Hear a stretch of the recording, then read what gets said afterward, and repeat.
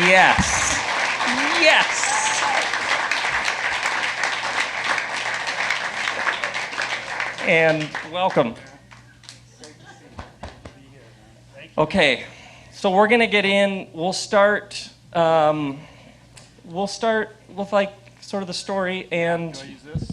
Sure. Let's. There we go. It's okay. working. So, I think I first heard of you with the story about the eve of your 40th birthday and what happened and what you were doing and what your life was like and what that moment was like.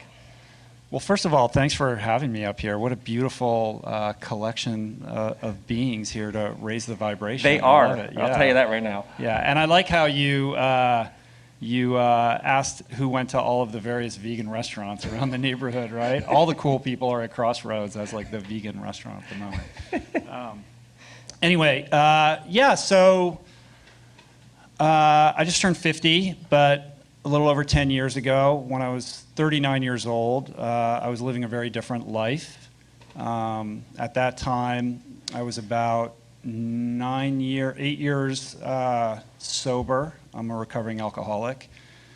In the wake of getting sober from 31 onward, I had wreaked so much havoc on my life. I basically was somebody who had a lot of potential early on and had the world, by the heels, but I'd really destroyed all of that. And so when I got out of my 100-day stay in rehab in the mental institution, I became very intent upon repairing all of this wreckage and becoming a productive member of society and being somebody who was true to their word and could look somebody in the eye and show up when they said they would show up and really get back on track. And for me, that meant pursuing the American dream. And so I set about doing that, and it was sort of an 8-year success story. By the time I was 39, I was on the partnership track at a prestigious law firm here in Los Angeles. I had a nice car in the driveway. I'd met my wife. I was building a family. From the outside looking in, my life looked very good. But during this period of time, I really overlooked my health and my fitness. So I was 50 pounds overweight, really a junk food junkie. I call it the window diet. You guys know what the window diet is? It's my favorite diet. If you roll your window down in your car and they hand you food through the window, that's what you eat, right? And this is how I ate for all of my adolescence and throughout my 20s and 30s.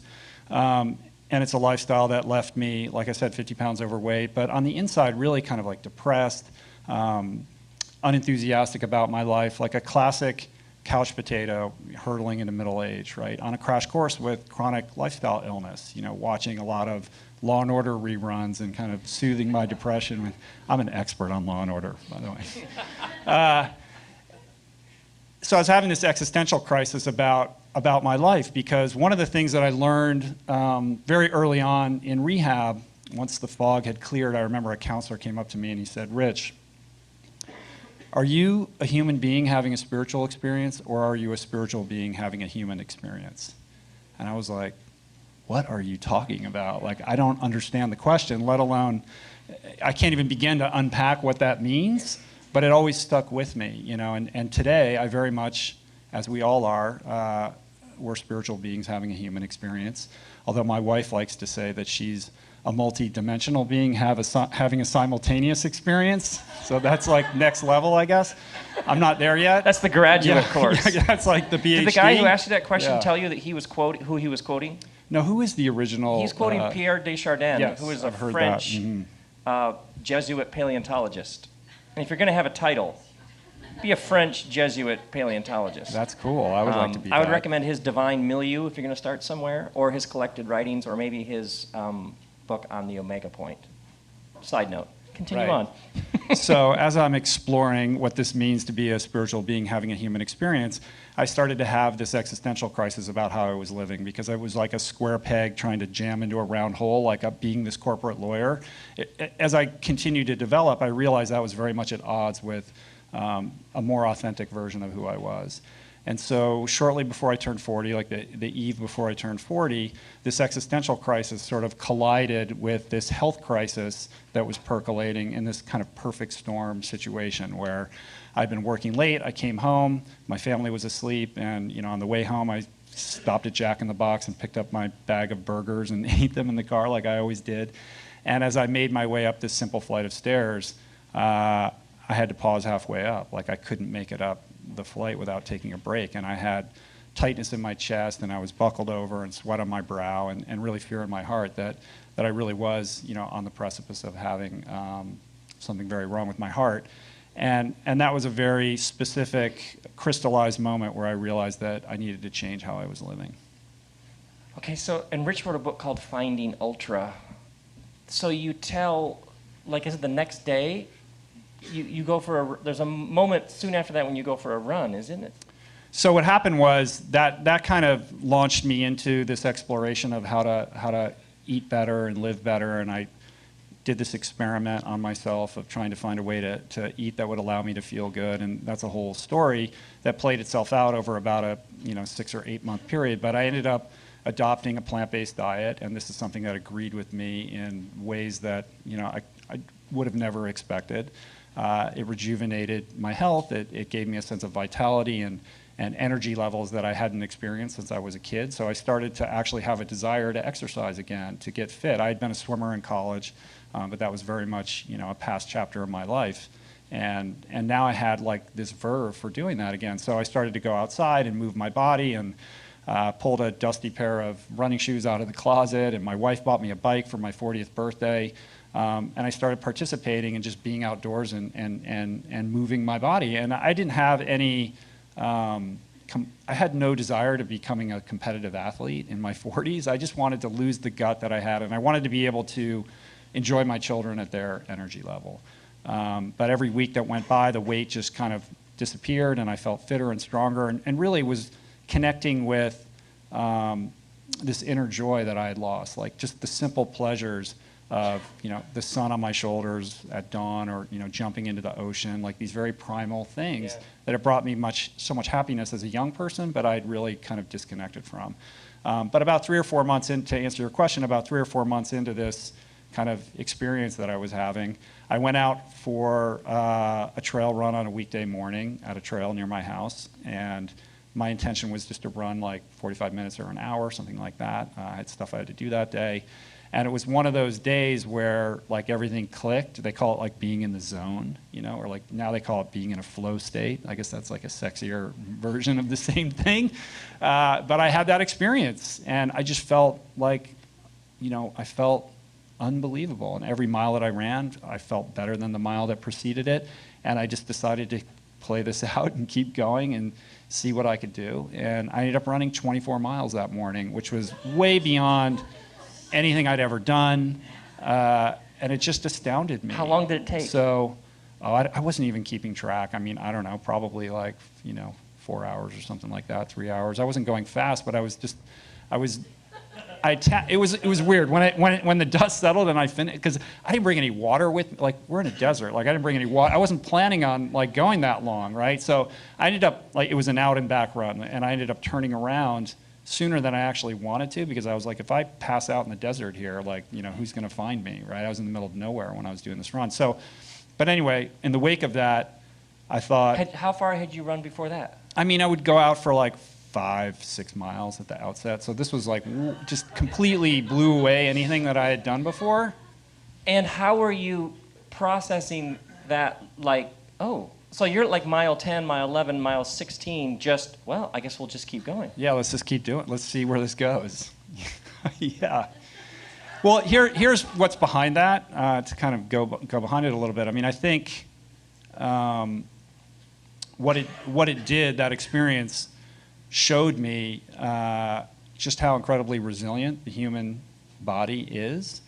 And it goes back to the words of Hippocrates, 2,000 years ago, when he said, "Let food be thy medicine." And I was treating food as medicine for the first time in my life. And we kind of hear that quote, it gets thrown out a lot. But if you ponder that, it's really profound. And I was discovering just how true that was. So I guess in some way I was testing that, what was a food that you hadn't previously eaten or enjoyed, or, you know what I mean, that you were suddenly eating that you were like, this stuff works? Right. Let me count the ways, Rob Bell. Oh, that was like a setup. That was like a softball. Like, go. What food were you most like, ooh, that's gross, that you were suddenly like, oh, I mean, I feel like dancing. I'm doing, Or you know, running. these crazy green smoothies in the morning in the Vitamix that are just packed with like kale and like spinach and beets and crazy foods like spirulina and chia seeds and things I'd never even heard of before, let alone practiced eating. And I noticed that the more I was eating this and the better I was feeling, that my cravings were changing. I started to actually crave these, you know, bizarre foods that before I would have never, you know, even entertained eating. Yeah, all kinds of stuff. And when you come back from running 24 miles, what do you say to Julie? I mean, she like, where you been? And you're like, I was just out doing almost a marathon, like I do. Well, she's like, nothing, Julie's my wife, nothing like ruffles her. She's I like, noticed yeah, that when okay, I met cool. her. She Yeah, seemed that's like- cool. Like when I told her that I wanted to train for this crazy Ultraman race, she was like, that sounds awesome. Like she's like, yeah, of course you could So do that. where did the idea, how soon after that did the Ultraman idea come up? It was still a ways. I mean, if you like Google my name, it all makes it sound like it happened like, you know, But it took a while. rapid succession. So it was really a 2-year period from that staircase moment to my first ultra endurance race. So you call up the organizer and threaten, cajole. You hear about a race in Hawaii within 2 years, and what are the distances? So when I was mulling over this idea of human resiliency, and I was starting to experience things that I didn't think were possible, I started to ask myself, you know, what am I truly capable of? Like, what is my untapped potential that is hiding out in these blind corners? And I wanted to explore that. And endurance sports seemed like a nice template to kind of, you know, activate you. that. Yeah, to me, right? For me. And so I was thinking about doing an Ironman. That's like a bucket list item. Like, yo, you're 40 now. Like, go do an Ironman. But I read about this race that I'd never heard of before called Ultraman. I saw it in a magazine. And Ultraman is this crazy race. It's been around like 30 years, but no one knows about it because there's no media or prize money or anything like that.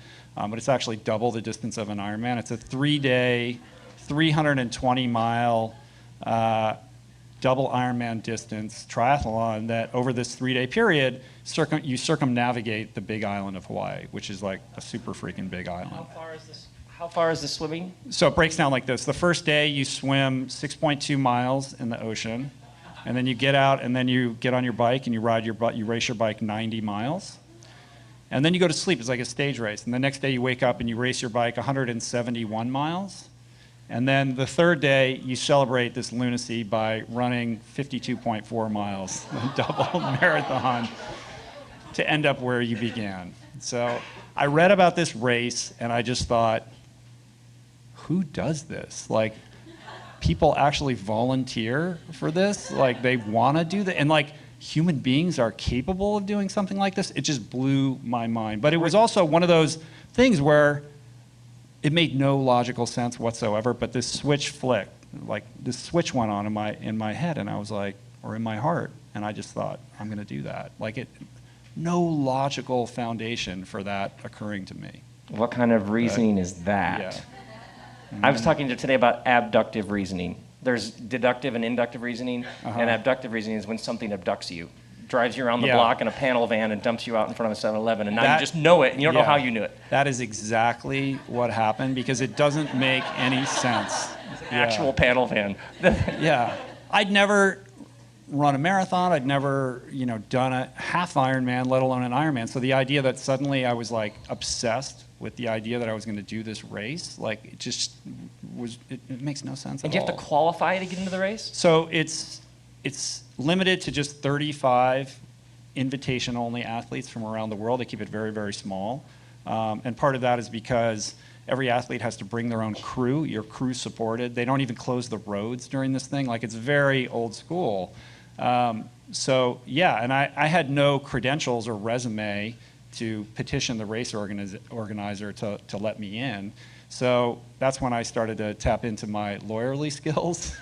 I began to lobby this poor woman who is the organizer. I remember I called her up, probably 9 or 10 months before the race, like well in advance, and I just said, listen, I just read about this thing.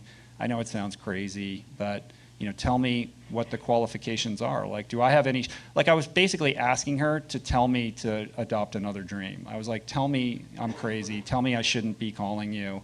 And she, to her credit, I don't know why, but she said, it's not necessarily about getting the best athletes in the world, but it's finding the right people who really are looking for something like this. So I'm not saying yes, I'm not saying no, but why don't you check in with me in a couple months and let me know how your training is. So she left the door open, and that was like all I needed. I was like, oh, I'm in. It's like Dumb and Dumber. So you're saying I've got a chance. That's exactly what it was. Yeah. And I just assumed I was going to get in, and I just started training for it.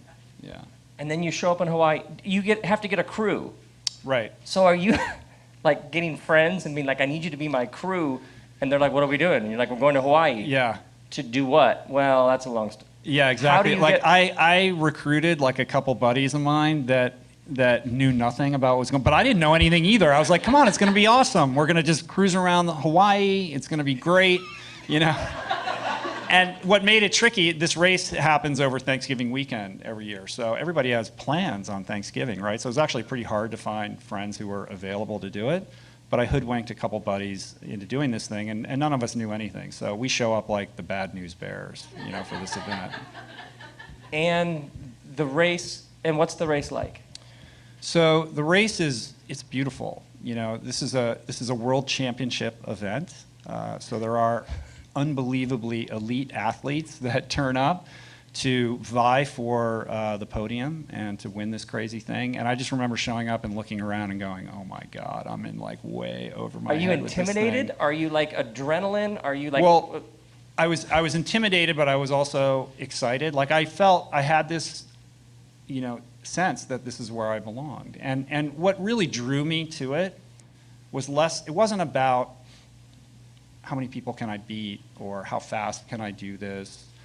I was looking, like I said, I was having this existential crisis. Like, who am I? And like, what am I here to do? What am I here to contribute?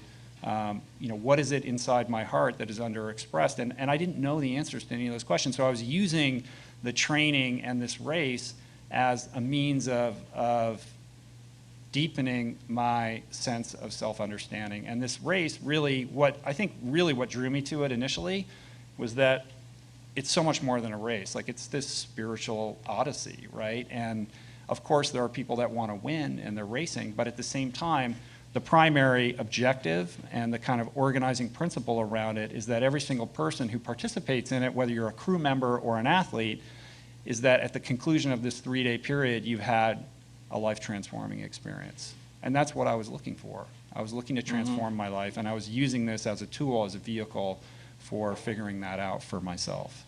And you finish in what place? So in 2008, I show up and I had one goal. My goal was, don't die. It's like, don't die. It's not worth it. And I didn't know what I was in for. I remember I got there a couple days earlier and I drove the course. Like I got a rental car and I drove all because I wanted to see what I was about to tackle. It took me the entire day in a car to drive this around, and I was like, oh my God, So I approached it from a very tepid place and in reverence, and also the island is powerful. There's a lot of powerful energy there, light and dark, and you have to really respect that. And I went in with a healthy mindset about that, I think, but ultimately when it was all said and done, I was the second fastest American, and I finished 11th that year. Wow. So, right. So I was like, okay. Yeah, well, it's not like I won, or anything like that, but... Did you just say it's not like I won? Yeah. Yeah, because none of us were impressed. We were like, it's not like you won. I'm telling you, the human body is resilient. This is what I'm discovering. Yeah. And where do you go after that? Are you like, a whole new world opens up? Or is it like, okay, there, now we know? Yeah, a whole new world opened up for me. I was like, I just loved it. And I was like, I just knew I was in the right place. Like, I just loved everything about it. I couldn't wait to go back the next year. And, you know, like I referenced earlier, I had this question, this obsession of trying to tap into, you know, a greater potential of myself. And I was discovering that I could do that in this venue.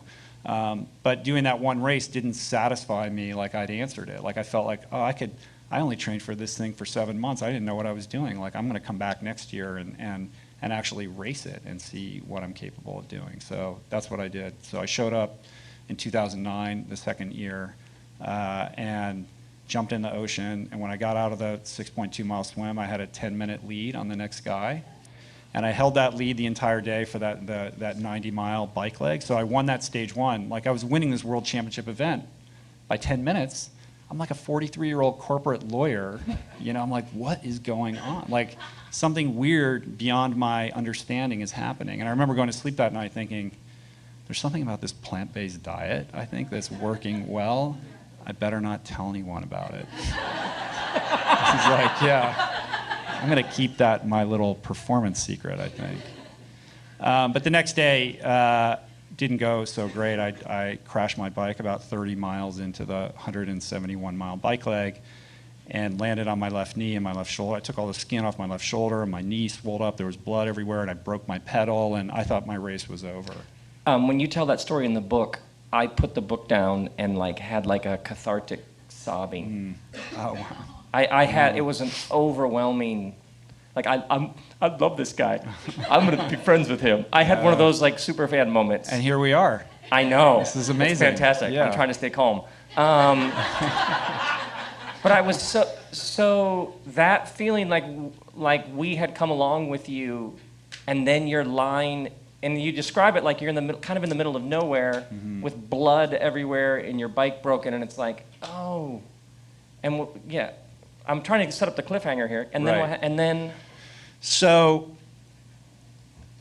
how to unpack this? I mean, I think, you know, when you're so focused on something, whether it's an athletic event or anything else that you're passionate about, you have that laser focus, right? You're all in. And when I could my injuries were bad and I was having trouble bending my knee, but the broken pedal, that was like the deal breaker. And in that moment, I snapped out of that focus, and I was like, I'm done. You know, like, there's nothing, I'm not going to ride my bike 150 miles on one leg. You know, like, that's a challenge for another day, maybe. But we not actually today. think you could do that. Yeah, but anyway, come on. And it was in an area of the course where the crew vehicles weren't allowed to follow, so I had to ride once I collected myself and you know, figured out that I didn't have any broken bones or anything like that, I got on my bike and had to pedal on one leg about a mile to reconnect with my crew. And this year, my wife and my boys were my crew members. And during that 1 mile period, I just checked out. I was like, it's over with. I started thinking about taking the kids to the beach the next day, and I was like, actually, this is a really convenient way to bow out of this extremely painful experience, and no one's going to fault me, you know? This actually could work out pretty well. I had a good day yesterday, and maybe I'll come back next year. But when I did reconnect with my crew, there was a crew member for a different athlete. Like, another beautiful thing about this race is that another organizing principle around it falls under this word ohana, which is Hawaiian for family. So although it's a competition, everybody's supporting each other. So if a crew from another athlete, if an athlete needs help and his crew members aren't around, another crew will come to the aid, right? That's beautiful. So this person who was helping another athlete came up to me and said, what kind of pedal do you need? And he was bigger than me. I looked up at him and I was like, why are you asking me that? You know, I'm in a done. fog. You're sort of I'm out like, of it. plus I'm done, you know. And he grabbed my bike and he came back and he had put not only a brand new pedal on my bike, but the exact make and model that I needed to fit my cleat, which is a very specific thing, right? Like, the idea that somebody would have the pedal that I needed was just, I mean, I couldn't fathom how that could be. But he handed me my bike and he just said, you got to get back on your bike and you got to finish this, which was, you know, I'm looking up at him and I'm like, that was not the news that I wanted to hear. But he was intimidating and he scared me a little bit. And what does Julie say? So, she was like, you need to get on your bike. We're all here for you.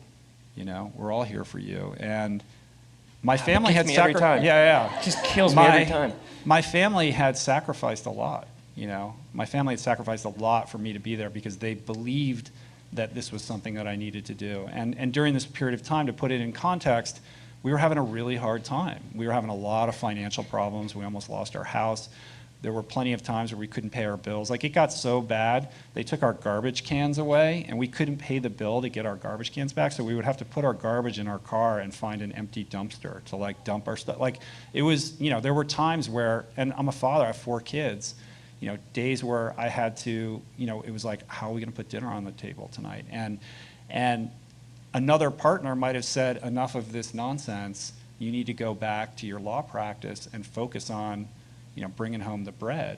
And I had many moments of thinking I need to give up because this doesn't make any logical sense. And my wife, to her credit, who's very much more a spiritual seeker than I am, like, she's like a Jedi, she was like, no. She goes, money comes and goes. There's no question in my mind that this is what you're supposed to be doing. And the way that we're going to see this through to the other side is for you to go out and train. And you need to train first before everything else, and we'll figure it out. So she had my back in a huge way. So in that moment of having that pedal put back on that bike, I knew, like, there's unfinished business here. So I got back on my bike and, went through the next 6 or 7 hours of excruciating pain to finish this race. And certainly I was no longer in the lead. Like, I'd lost, I don't know how much time, maybe an hour or something like that, fiddling around. So when that bike leg was done, I couldn't imagine undergoing anything more painful than that. But I got through it. But the idea of, like, getting out of bed and running the next day, like, that wasn't going to happen. I could barely bend my leg. Even after an ice bath that night, I couldn't walk upstairs, and I didn't think it was going to be possible to finish even still. So. And you did? I did, because in the spirit of Ohana, I showed up at the starting line the next day, unsure of whether I was going to be able to run, but in solidarity with my fellow competitors and crew members, showed up to sort of see everyone off. And I just thought, well, I'll walk a little bit and see how the knee does. And it was stiff, but okay, I was walking, and I'll try a jog. And I started jogging, and it seemed like it was holding up okay. And then before I knew it, I was running, and then I started passing people, and then I was passing a lot of people, and just continued to work my way up the field. And I did finish it, and ended up being the fastest American that year. And I got sixth that year. How many miles was that run then? 52.4. Yeah. So the knee was a little wobbly the first mile, but we were able to get through the next 51. Yeah, it loosened up.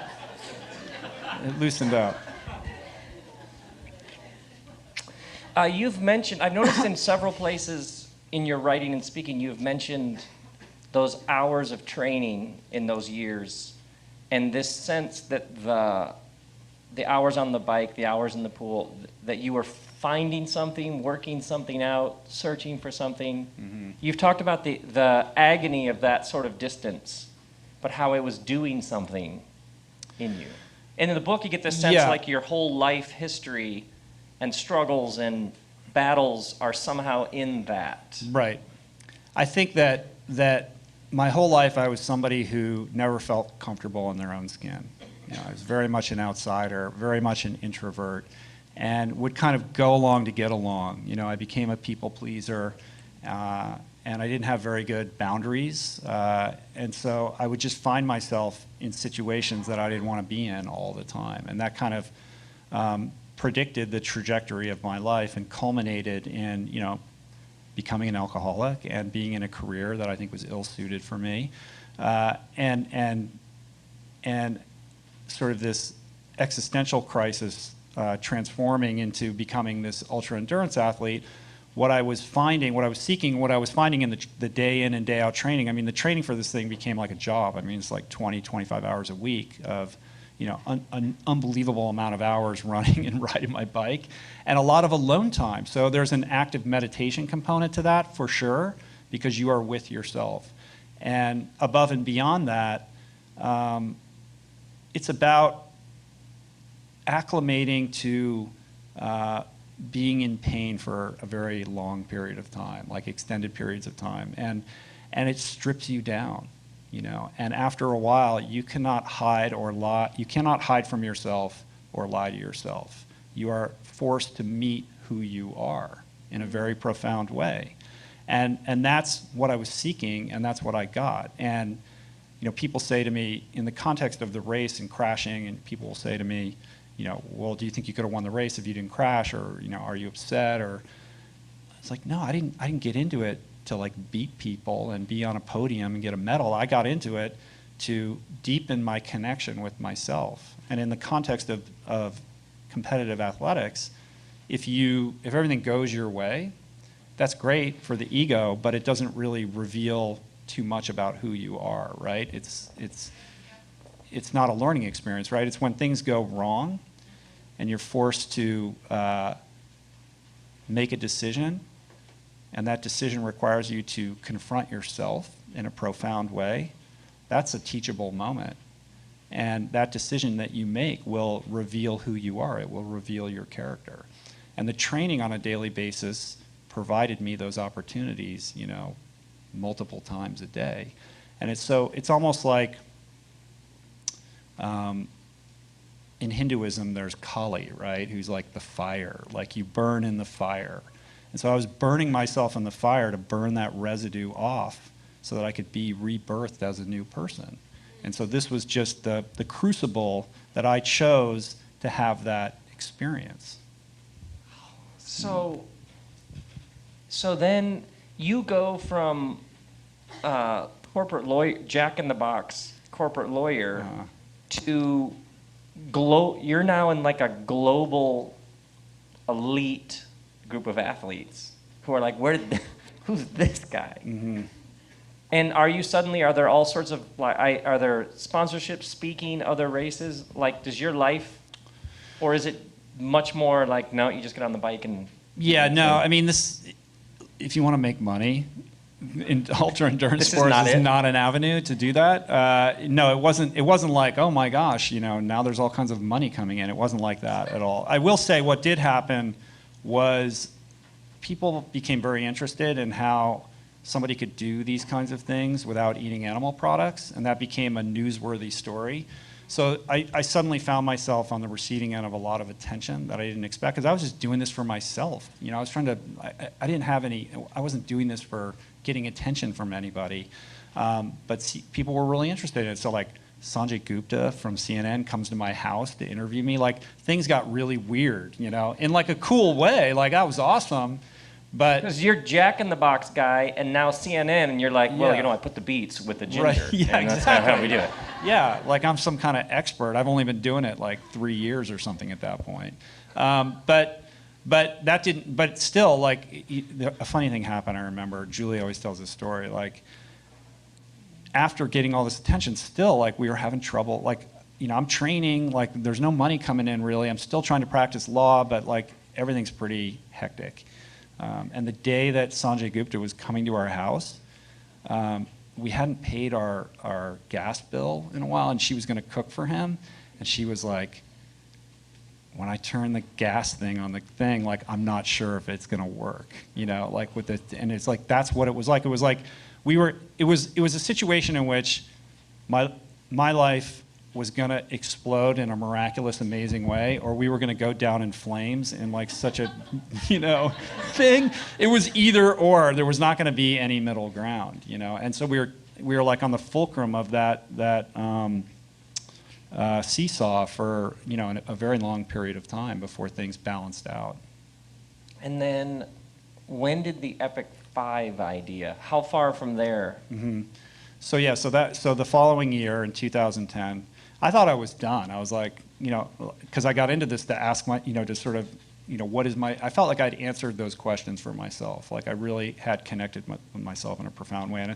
And hey, you know, Sanjay Gupta's coming over. Like, I'm done with this. Like, it's all good now. But I got a phone call from my buddy, Jason Lester, who's a friend of mine that I trained with and competed with at Ultraman. And he's a remarkably inspirational human being. Not only does he do these crazy races, he does it without the functional use of his right arm. he was the victim of a car crash when he was in his teens, and so his arm is like an atrophied, appendage that doesn't function. Like it's not removed from his body. It's not amputated. He does like 6 miles in the So ocean. imagine doing that 6.2 mile swim with one arm. Like that's what this guy does, right? So he's quite remarkable. And he's gone on to do amazing things. Like he ran across Australia, he's run across America, he does lots of cool stuff. But he called me up and he's like, I got this idea. He goes, I call it Epic 5. I want to do 5 Ironmans on 5 Hawaiian Islands in 5 days. And I said, that's an awesome idea for you. He's like, no, you have to do it with me. We have to do this together. And I was like, I don't know, man. That sounds like a lot of work, Because the other stuff you'd done had just been sort of easy. But this was like next level. He's like, no, it's going to be awesome. He's like, just think about it. And no one had done this. No one had done it. No one had done it, and I think that was the linchpin that got me to do it, because he was like, just think about it, and I did, and I thought about it, and it got me thinking about all the extraordinary, amazing things that human beings have done in the world of adventure and endurance sports. Like we've gone to the moon, and people have hiked to the summit of all the tallest mountains, and people have kayaked across the Pacific and raced their bikes across the United States without sleeping, and 3 guys even ran all the way across the Sahara Desert. Like all this crazy stuff had been done, and it seemed like there was nothing left. Like where is the outer edge of that, what's the next thing? And here was a challenge that it seemed like, are you sure no one's ever done this before or tried to do it? Like it seemed very obvious and elementary. So the fact that no one had attempted to do it was what... Yeah, obvious and elementary were our words, for sure. It's a great way to see Hawaii. And so you set out... So we set out to do it, in May of 2010, May 5th, 5/5, we set out to do this crazy thing. And it was beautiful and remarkable and challenging and painful. And there's a million amazing stories from that experience, but there's one story that's really dear to my heart. If you'll indulge me, can I tell it? Mm-hmm. So it was the 4th day. We were on the island of Maui, and the wheels were starting to fall off the wagon. Like at this point, the sleep deprivation and the dehydration and just the sheer exhaustion of this thing was really catching up to me. We'd started on Kauai, and then we went to Oahu, and then we did Molokai, and we were in Maui.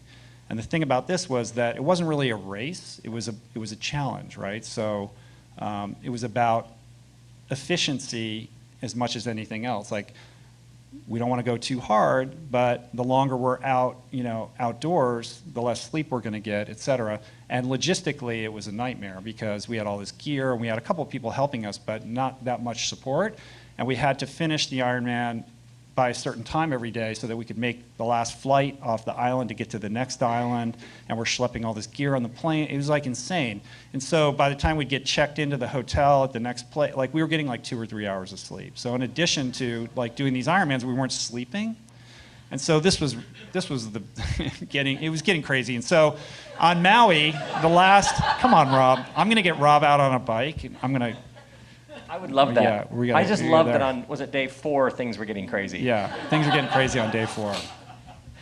So the last I remember we had 10 miles left on the bike leg of Maui, and I thought we were almost done. Like my little computer on my bike said I had like a mile left, and I was like, thank God. Like at this point, I really couldn't sit down on my saddle anymore. My saddle sores were so bad. I had all this pain in my undercarriage, and I was staring at the side of the road just thinking, can I just lie my bike down on the pavement and go to sleep? Like, I was so exhausted.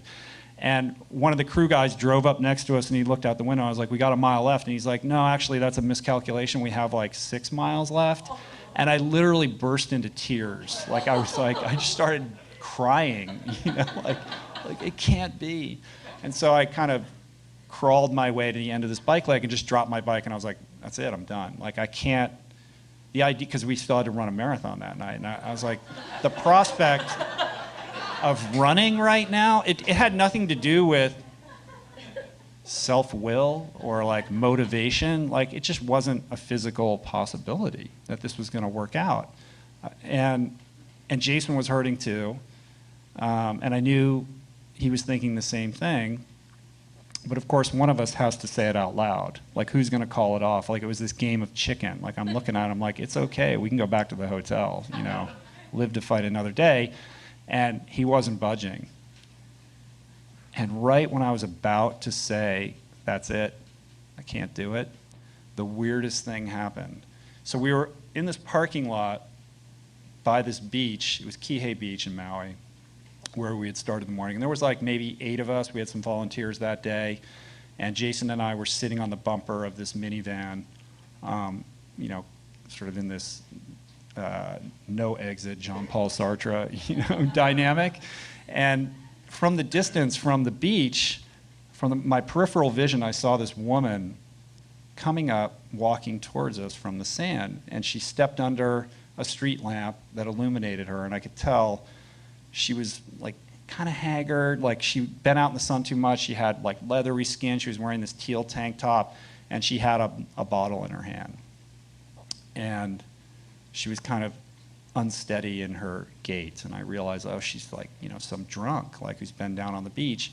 And she walks up to our group, and she kind of pauses, and she's serving, it's like midnight now, right? She's serving this situation, like looking at this bizarre group of people, you know, in this parking lot, wondering like, what are these people doing here? Like, what is going on? And she's kind of, her gaze goes back and forth like this. And then for whatever reason, she locks eyes with me. She's like, comes right up and stands above me like this, and we're like this. And I'm like, what does she want? Like, what is she doing? And she looks down at me and she goes, hey man, do you want to party with me? I'm like, do I want to party with you? No, I don't. No, I do not want to party with you. And I was like trying to wave her off. Like, when you're that exhausted, even the slightest external stimuli is very overwhelming. Like, it was like, I couldn't handle it. Like, I just wanted her out of my line of sight. She kind of, okay, and like kind of shuffled off into the night. And I watched her go, and I was like, thank God she's gone. But then a thought occurred to me that, you know, she really wasn't that different from me, because had I made, you know, I didn't get into my whole like kind of past and drunkalogue, but, you know, had I made a couple decisions in my life differently than I did, I could very easily be living her life, you know, very easily be living her existence. And I had this overwhelming surge of like compassion for her and how painful her life must be. And it dawned on me that that was the furthest thing from a random occurrence. Like, why did she choose me? Like, why was I the person that she walked up to talk to? And I knew in that moment that she was like this angel that had been delivered to me, specifically to remind me of how far I had come in my life. From really, you know, quite honestly, a guy, you know, a hope to die, unable to live, drunk, to the grips of this remarkable, fantastic adventure, well beyond my wildest imagination. And I reflected on that, and I reflected on how my life had been saved twice, you know, first through sobriety and then through this, you know, new lifestyle that I had adopted that had brought me to this place. And then I went into like this fugue state. Like, I don't even really quite remember what happened next, but when I kind of came out of it, Jason and I were walking. And that, again, was a walk that turned into a jog, that ultimately turned into a run, that culminated in the completion of a marathon that night. You know, something that was made possible by a power and a force that exists outside of myself. That I know for sure. That I know for sure. So, Rob. Oh, man. Good Lord. Then the fifth one was really easy.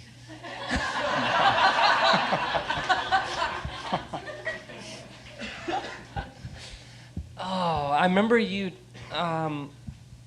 telling me the first time we met, because I was asking that I assume everywhere you go, there are people who come up and are like, what are the best shoes to wear when I'm riding 100 miles, whatever. Mm-hmm. And you said that people want to know, how do I run 100 miles?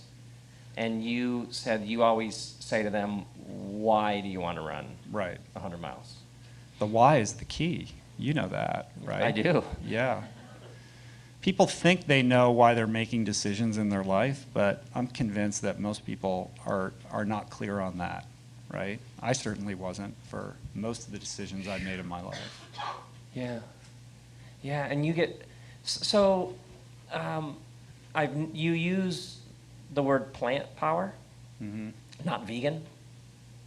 And by the way, Rich and Julie made a cookbook called The Plant Power Way. Kristen got it for Christmas, and I started cooking from it, and like changed everything for me. Like literally just changed the way I think about almost everything. It was unbelievable. When did you first I went over to Rob's house before this, and he had it staged on his countertop just because I was coming over. And I swear to you, not staged. Yeah. It's got, you know that cookbook that you have that has food stains? I never had one of those till now. What has that, and when did you first think we should put some of these recipes? Because I make this stuff for friends, and they're like, this is the greatest food I've ever had. When did you first think we should probably make a cookbook? Well, I mean, we get asked all the time, like, how do you make this work? Like, what do you eat? How does this work? You can do all this crazy stuff on plant-based foods. Like, how does that work? And does it taste terrible? And like, what is it exactly? So we knew there was demand for this information. But the idea of putting it into a book, like, I went and looked at all the vegan plant-based cookbooks out there, and I needed to be convinced that we could contribute to that canon of work in a unique and different way than what was already available. Because, it's a lot easier to just say, get this other book or whatever. But what I realized is there was a lack of information on how to do it for like the average busy family, parents with kids and just sort of people living our lives the way that we all do. And I felt like I could provide something unique and helpful in that regard. All the recipes are, my wife is a brilliant cook. She's an artist, and she uses food, as a template for her art. But all of the recipes in the book really came out of a very genuine, authentic experience of my wife just trying to feed me, to sate me while I was doing all this crazy training, provide healthy food that would fill me up and make me happy, while also not having to spend all day in the kitchen. Like, if she's going to cook it, the 4 kids have to be able to eat it. Like, I'm not spending all day in the kitchen. It's got to work, so it's got to be tasty.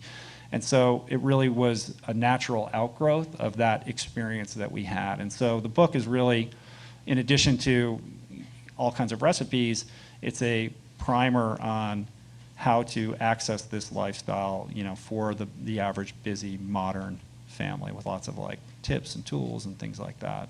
So you mentioned in the book, there's an essay in the middle of the book where you talk about how not eating one cheeseburger saves the same amount of water as not showering for 8 months. Right. So to preface that, I adopted this plant-based diet really for selfish reasons. Like, I didn't want to feel lousy anymore. I didn't want to be fat.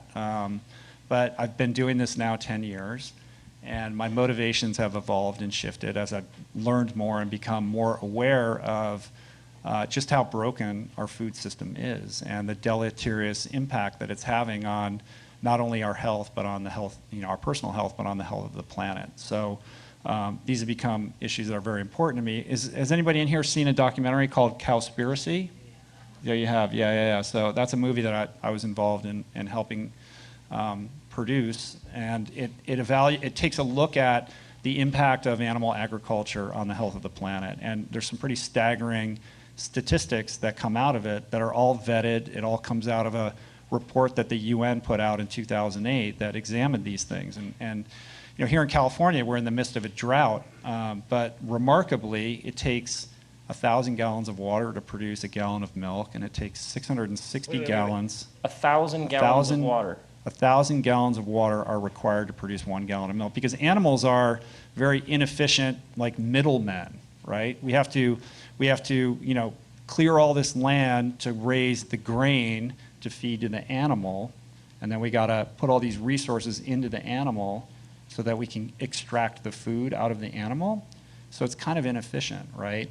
And so it uses an exorbitant amount of water, 660 gallons for a quarter-pound patty of beef.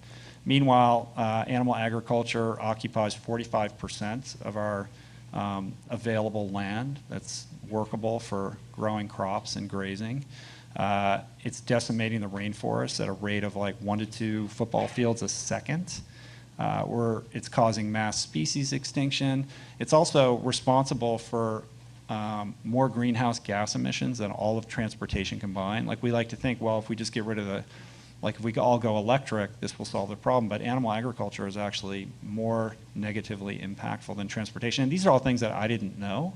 But it is quite amazing when you look into it and realize that we have a big problem here, because population is continuing to swell. We're at like 7.3 billion right now.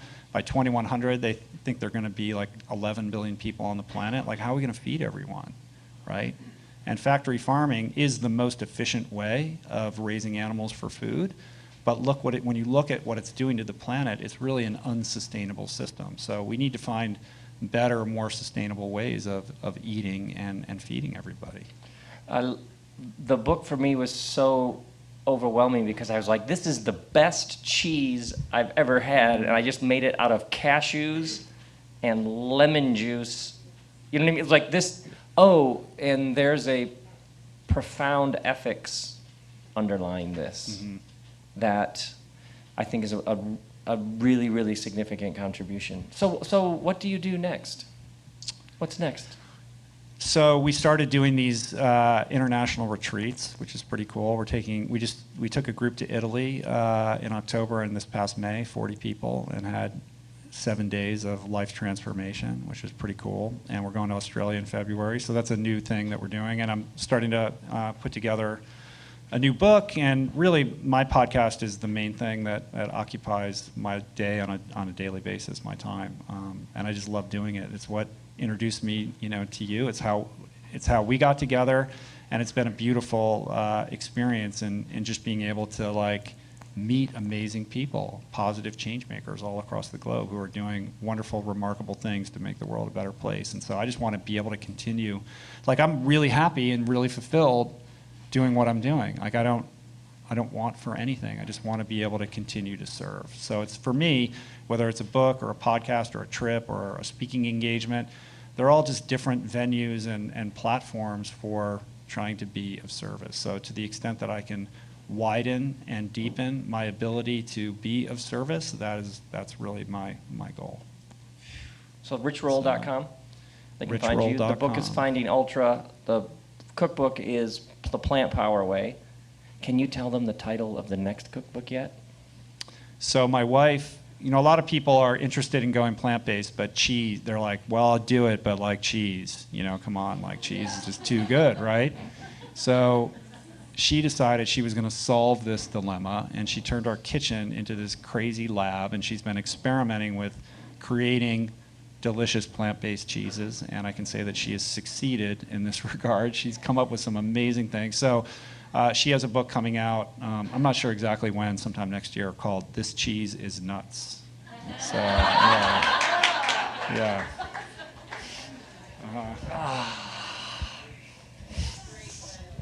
Fantastic. Thank you. So thank you. This is beautiful really what you've created inspiring here. Yeah. And really great, really great.